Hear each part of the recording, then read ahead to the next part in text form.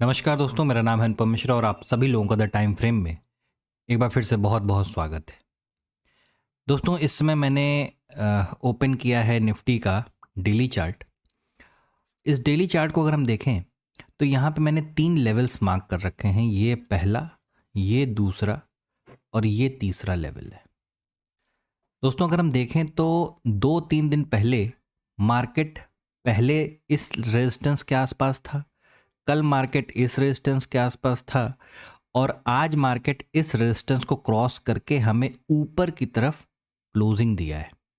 ठीक है, तो और यहाँ पे एक हम क्या करते हैं ना, ट्रेंड लाइन ड्रॉ करते हैं नीचे से, बिल्कुल बिल्कुल नीचे से मैक्सिमम पॉइंट्स को टच कराते हुए, यानी जितने भी पॉइंट्स रास्ते में टच हो रहे हैं वो टच कराते हुए हम ऊपर की तरफ ट्रेंड लाइन को बनाते हैं। सिर्फ इस कैंडल को छोड़ दें अगर, वो भी बहुत नीचे की थी, वो डब्ल्यू फॉर्मेशन के पैटर्न में ही आ गई थी, ठीक है ना, तो वो इतना मायने नहीं रखती। एक भी कैंडल ट्रेंड लाइन के नीचे की तरफ क्लोजिंग नहीं दी है, यानी हमारा डायरेक्शन क्या है, वो टोटल ऊपर की तरफ बना हुआ है।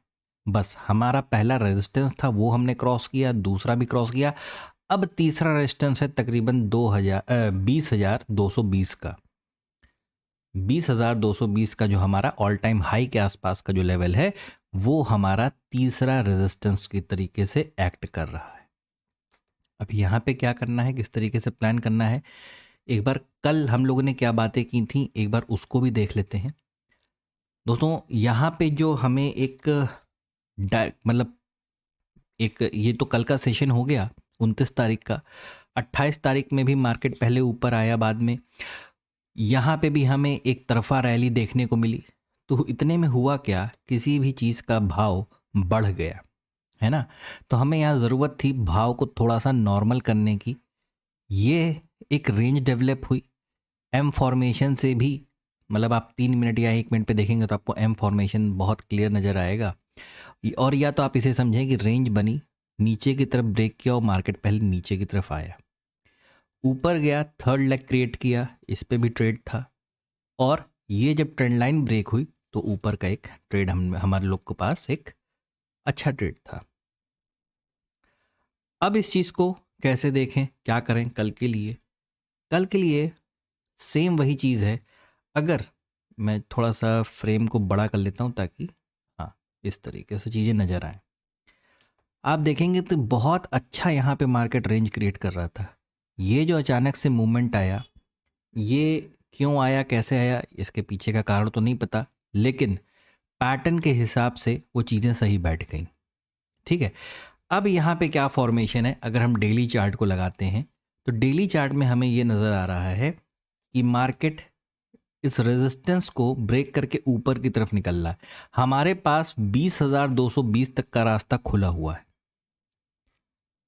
कोई भी चीज़, अगर हमें कोई गैप अप ओपनिंग मिलती है, अगर हमें कोई गैप अप ओपनिंग मिलती है अच्छी, तो हम वहाँ पे क्या करेंगे, वेट करेंगे।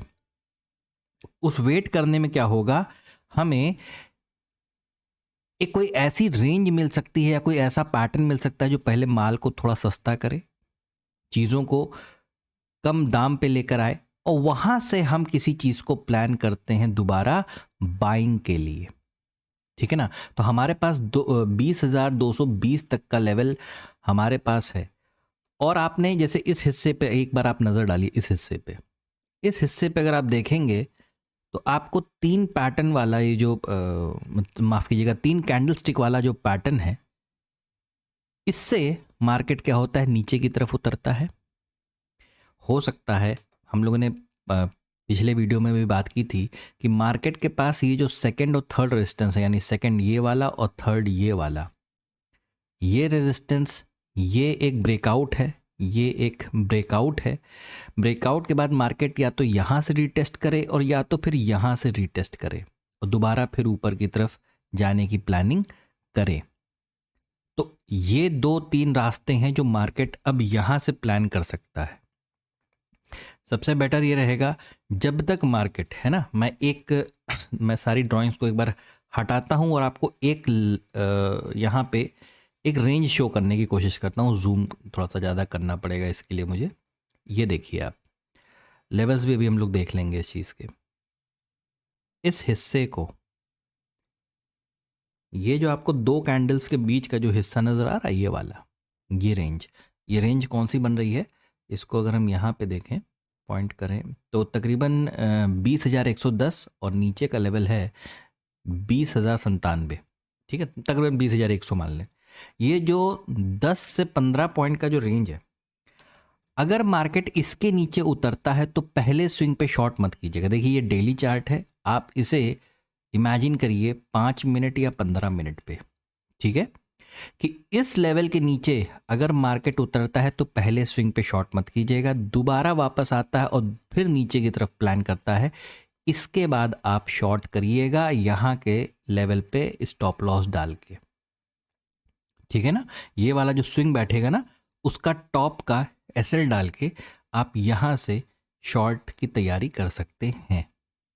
और अगर ऐसा कुछ होता ही नहीं है, मार्केट इस लेवल के, ये जो अभी हम लोगों ने 20,110 और 20,100 का जो लेवल देखा, 10-15 पॉइंट का रेंज, इसके ऊपर मार्केट रहता है, तो मार्केट को कुल मिला के आप सिर्फ बाय ऑन डिप्स पे ही रखिएगा। नीचे आती है, ऊपर जाने का कोई बहाना ढूंढती है, इसको यहीं से ऊपर ले जाइएगा।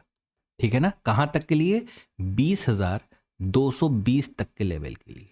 अभी डेली चार्ट पे हमें 20,133 का लेवल मार्केट ने दिखाया है, और अभी अच्छा खासा लेवल बाकी है कवर करने के लिए, तकरीबन 100-125 पॉइंट का। इसे हम आराम से कैप्चर कर सकते हैं। तो बिल्कुल आसान रखिएगा। कल लास्ट वर्किंग डे रहेगा वीक का, बहुत आसान तरीके से ट्रेड को प्लान करने की कोशिश करिएगा। शॉर्ट तभी करिएगा जब इस लेवल के नीचे उतरिएगा, पहले स्विंग पे मत करिएगा। दोबारा जब मार्केट स्विंग क्रिएट करेगा और अपने प्रीवियस स्विंग को क्रॉस करेगा, तो यहाँ से आप शॉर्ट की तैयारी करिएगा। ठीक है, और जब तक इस लेवल के ऊपर हैं, मार्केट को बाय ऑन डिप्स का ही रखिएगा। दोस्तों, एनालिसिस में बहुत ज़्यादा कुछ बताने के लिए नहीं था, क्योंकि मार्केट एक तरफा एक डायरेक्शन पे सीधा चलता चला जा रहा है। ठीक है, नीचे आएगा, पैटर्न के साथ आएगा, सब कुछ आपकी अपनी आंखों से दिखेगा, उसी के हिसाब से ट्रेड को प्लान कीजिएगा। आशा करता हूं दोस्तों, ये जो तरीका आपको बताया आपको अच्छा लगा होगा। दोस्तों, आपको एनालिसिस अच्छा लगे तो please like, subscribe and share my channel. धन्यवाद, नमस्कार।